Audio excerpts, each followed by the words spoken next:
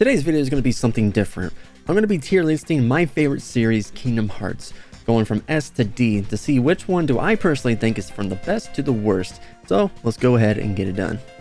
So for Kingdom Hearts 1 Final Mix, I'm going to say this is obviously S tier, right? This is the first game. This is the freaking introduction to such an amazing series.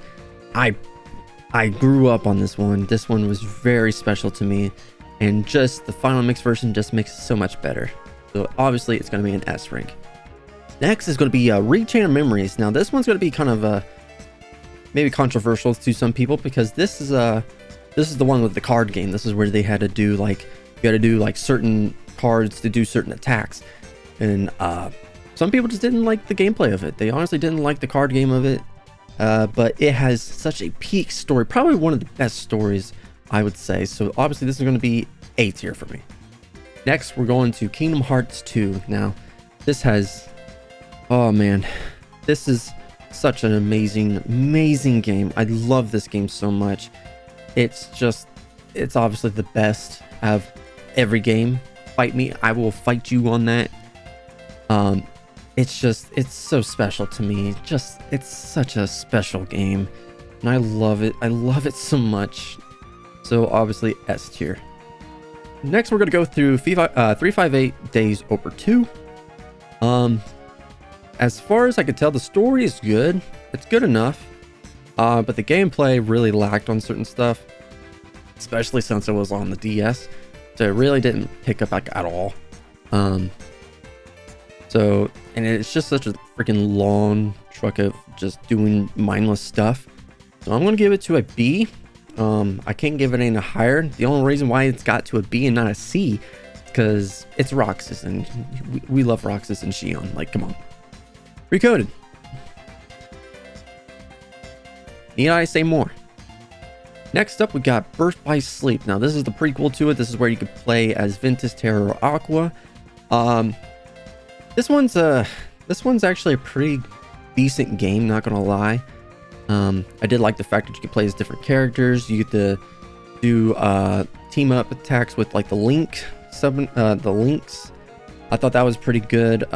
This is where they started doing like the command menu, and it was just so weird. And I don't know, it was like, it's good if like you knew what you were doing, but it's bad if like you were so used to like the first and second game where it was just like a simple shortcut.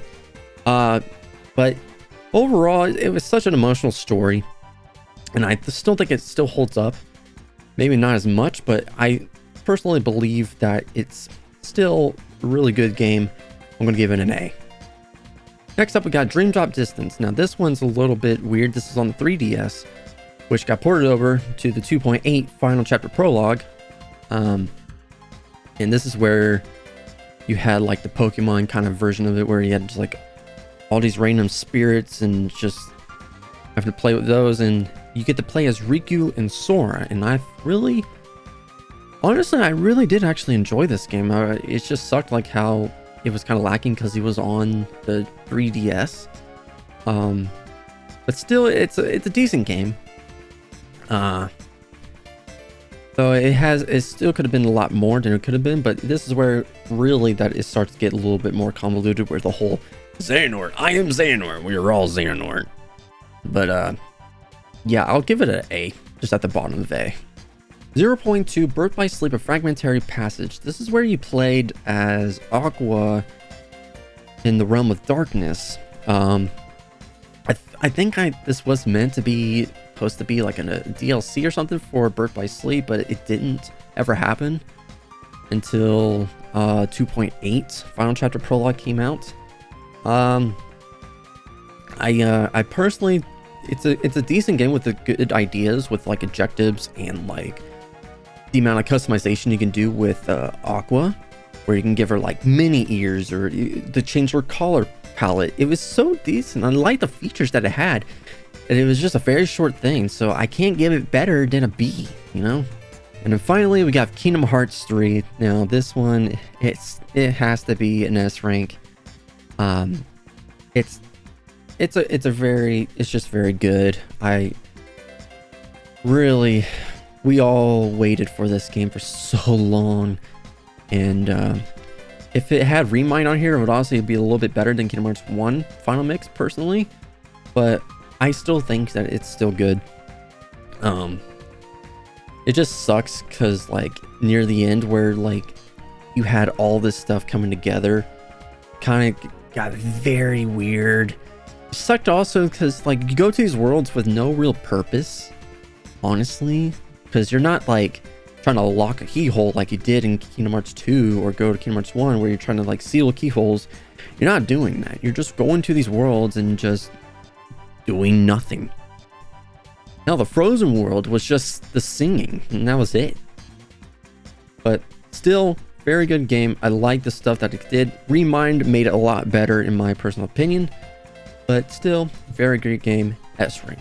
And there you have it, guys. This is my tier list for the Kingdom Hearts series. If I had to put like the mobile games in there, they would be a C, at the very most a C, because the story, we're all there for cutscenes. We're not there for gameplay. We're all there for cutscenes. So yeah, give them a C rank for all the mobile games. But other than that, this is my tier list. Do you guys agree? Tell me in the comments down below. But I hope you guys enjoyed this video. If you did, go ahead and leave a like, comment down below, and subscribe to the channel if you hadn't done it already. It really does help me out. I really hope you guys enjoyed this little thing. This is just something I'm trying out. Just kind of give a little variety to the channel. Hopefully you guys like this sort of thing and want to see more of it. If you have any more ideas you want me to do, go ahead and leave a comment down below. But anyway, guys, thank you so much again. And until next time, I will talk to you all later.